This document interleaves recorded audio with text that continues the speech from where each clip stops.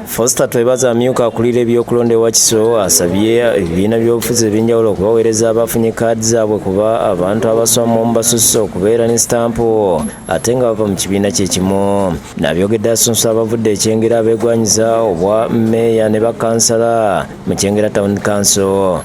Nti ku kifo kyekimu ekibiina kyagabye kaadi zibiri oba sitampu zibiri tubaweereza mu kibiina kyabwe basooke bakonayizinga ensonga ezo ne bakomewo Bano okuli Margaret Gasanyula Nakitendo wa NUP, Gonzaga Matovu wa NRM, David Muwera wa DP ne Semugera Bitokote azze kuba Namunigina basuubiza bannakyengera obuweereza obulungi. Nziza okutunuulira ebyenjigiriza okuyamba ku baana baffe mu masomero nga mpita mu basari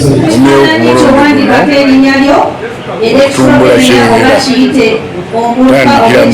Kyengera enjigiriza enguudo zijidde ku kibiina kya Democratic Party nesimbyewo ku bwa Mayor Kyengera Town Council nesimbyewo ku bwa Chairperson LS3 Kyengera Town Council oba kye basinga okumanya nga Mayor.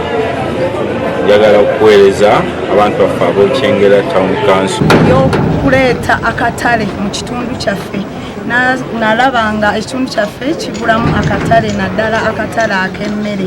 nga nesimbyewo ku bwa Deputy Councillor Kinaawa era nga ngenda kukiika mu Town Council y'Ekyengera. Ebyokulonda mu disitulikiti y'Ekyotera nga bakulembeddwa amyuka akulira ebyokulonda Ekyotera Crispus Atamba Amakanda bagakubye ku kitebe ky'essaza ly'e Kakuuto ng'olwali basunsudde abaagala okuvuganya ku bwa ssentebe ne bakansala okuva mu ggombolola y'e Kasasa ku luguudo oluva Ekyotera okutuuka ku nsalo ya Uganda ne Tanzania Mutukula. Basoose kusunsula Richard Byuma avuganya ku Namunigina ng'abadde kansala omuluka gw'Ekimukunda ku ggombolola e Kasasa ng'asibye abalonzi obutafa ku nkula ye nti wakusobola okukulaakulanya eggombolola. Bannakasabye babansuubiramu empeereza ennungi, ebintu tugenda bikola bulungi nnyo kubanga tubimanyi, tubaddeko bakansala. Ssentebe aliko Dennis Muyunga naye asunsuddwa nga ajjidde ku tiketi ya NT n'abasaba omukisa okumaliriza ebitanaggwa. Ate tuwa abatandika obutandisi tukusaba abantu b'e Kasasa batwongere omukisa nti tusobole okutambula obulungi.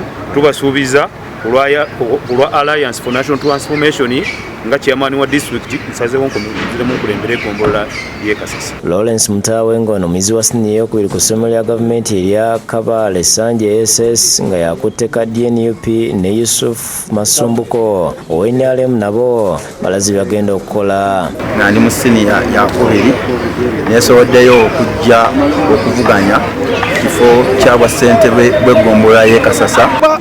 enguudo mbi byonna ogenda okwetegereza nga biva ku mpeereza mbi. Tutizudde nga opposition tena kyetuyambye mu ggombolola ate ng'erudde Tutunze amawulire emyaka 28 agabukedde ne New Vision. Nsalawo okwesimbawo ku bwa kansala bwa Mutukula mu ggombolola y'e Kasasa.